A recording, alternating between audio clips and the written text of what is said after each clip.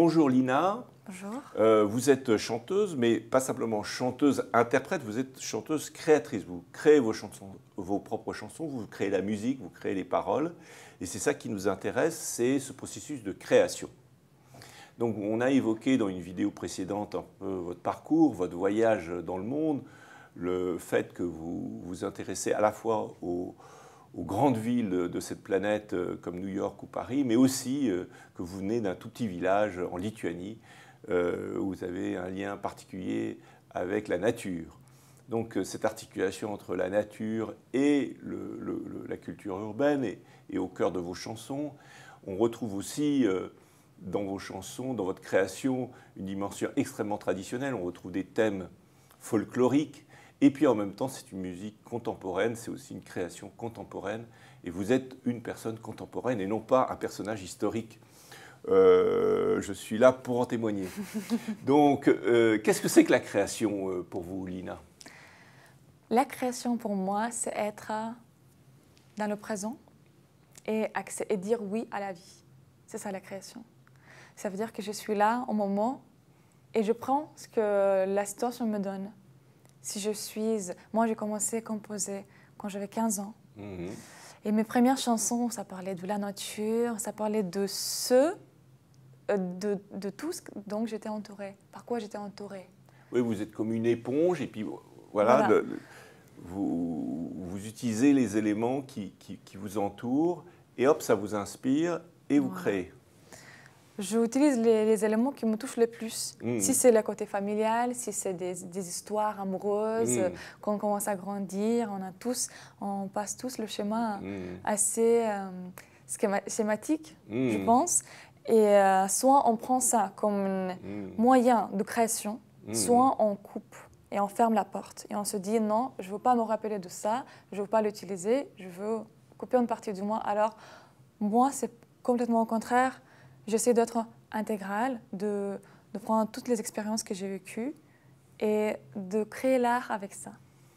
Et comment vous arrivez à vous exprimer très, très bien, vous arrivez à développer un discours sur votre création, ce qui n'est pas toujours le cas, parce qu'il y a des créateurs, on leur pose la question, qu'est-ce que c'est que la création? Il y a un blanc, et ils prennent éventuellement un petit crayon et ils dessinent quelque chose, mais ils ne savent pas parler de leur création, même si c'est des très grands créateurs.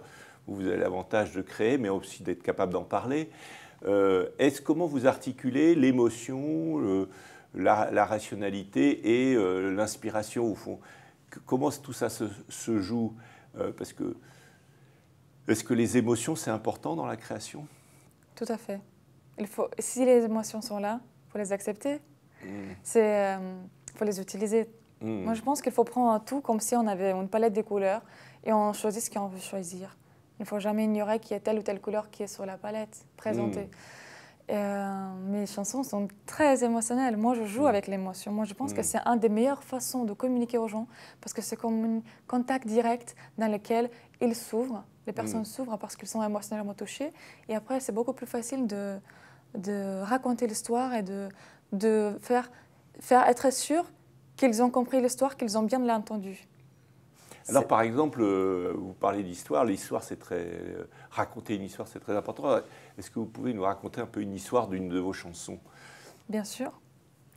Alors, je suis en train de sortir un nouvel album à moi, qu'on a enregistré en mois de juin et qui contient 10 chansons. Oui. Et il y a du coup les chansons en français, en lituanien, en anglais.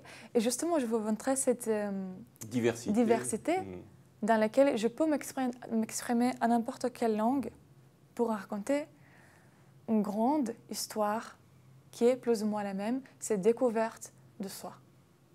Aller à la découverte de soi, aller à l'intégrité de soi, de développer son individu, suivre ses rêves, être persistant dans ce qu'on fait et surtout ne jamais abandonner. Donc, prenons une chanson qui s'appelle « In Your Pockets », dans tes poches, et qui parle que tout dont on a besoin dans la vie, nous avons déjà en nous. Donc le but, c'est d'aller chercher à l'intérieur de nous ces ressources qui sont toujours là, mais on n'y croit pas. Il y a une des blocages, il y a et le passé qui nous dit non, t'as rien, t'es complètement, t'es un abruti, tu peux pas réussir dans ce que tu veux. Donc il faut justement retourner vers soi, se concentrer et travailler sur soi, travailler sur ses talents et développer les ressources que nous avons en nous. Moi, je crois 100% à ça. Mais c'est magnifique parce que c'est à la fois une chanson, mais en fait, c'est votre vie aussi, ça. Oui. C'est cette bataille, sortir d'un petit village perdu au fin fond d'une forêt lituanienne, arriver dans la capitale de Lituanie, puis après aller à Paris, à New York. Bon. Alors, quel est le choc? Qu'est-ce qui vous surprend quand vous arrivez à Paris et à New York avec votre regard de villageoise lituanienne? Alors, réellement, il n'y a rien qui me surprend parce qu'on a vu tellement de films. Et pour moi, être ici, rien qu'être ici, à Paris, ça me surprend. Comment je suis arrivée jusqu'au là. Ah oui, oui, oui, déjà. Ou cet été, j'habitais à New York et je me dis comment c'est possible que je suis arrivée jusqu'au là. Et je pense que cette persévérance, cette envie de se battre, à ne pas lâcher l'affaire, de suivre ses rêves, parce qu'au départ, je n'étais pas du tout dans la musique. Ça veut dire que la musique était toujours avec moi toute ma vie, comme une plaisir, comme un hobby. Et moi, j'ai fait les études sérieuses, la licence de psychologie que j'ai terminée. J'étais persuadée que je vais être une psychologue. Ah, vous vouliez être psychologue? Tout à fait. Bon, remarquez, ça vous a ça vous a sûrement aidé à expliquer comment utiliser les émotions dans les chansons, j'imagine. Oui, je suis très, très, très contente d'avoir fait ces études.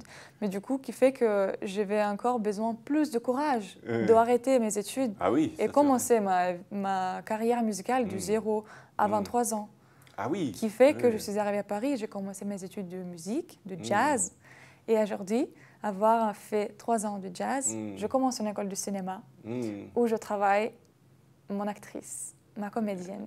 Ah, très bien. Et je pense qu'il y a toujours une possibilité d'évoluer, et qu'il n'y a pas de limite. Il faut y aller. Si on sent qu'il y a un potentiel en nous, qu'il y a envie de faire, il faut y aller. Et quelle est la différence entre New York et Paris? Quelle est la ville qui vous plaît le plus ou pas obligatoirement? Oui, qu'est-ce que vous ressentez à New York? Qu'est-ce que vous ressentez à Paris? Il y a une chose que je ressens très, très fortement. C'est qu'à Paris, je me sens une invitée. Une invitée? Je me sens accueillie. Oui. J'adore Paris. Oui. Mais à New York, je me sens à la maison. Ah, voilà. À New York, je me sens beaucoup plus à l'aise. Je me sens une partie du ville. Puisqu'il n'y a que des étrangers là-bas. Et on est tous dans le même bateau. Et moi, j'apprécie ça énormément parce on contribue tous à la création de la ville, à la création de conception, qu'est-ce que c'est New York. On a tous un impact pareil. Alors qu'à Paris, je me sens plutôt comme quelqu'un qui observe la ville, qui fait partie des touristes, même si je ne me mets pas du tout dans une case des touristes aujourd'hui. Mais j'ai l'impression d'être plutôt une observatrice que participante dans la ville. Très bien.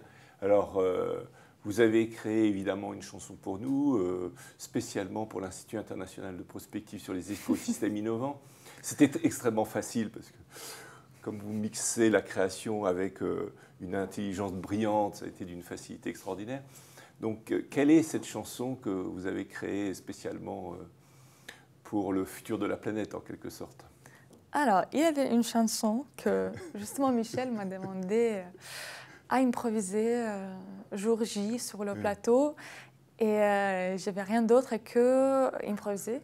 C'était une chanson à encourager les gens de se sourire dans les rues et de croire que la vie peut être meilleure. C'était quelque chose de très, très enfant, très naïf et très positif, moi, je pense. Cette petite fille de l'enfant qui parle. Très bien. Merci beaucoup. Et donc, on va vous écouter. Et merci de venir à Lille. Vous allez chanter ce soir dans le cadre du 1er anniversaire de l'Institut international de prospective sur les écosystèmes innovants. Et on est très, très heureux de vous recevoir parce que une chose est d'innover une fois dans sa vie. Vous innovez à chaque seconde. Merci Michel. Je suis ravie d'être ici.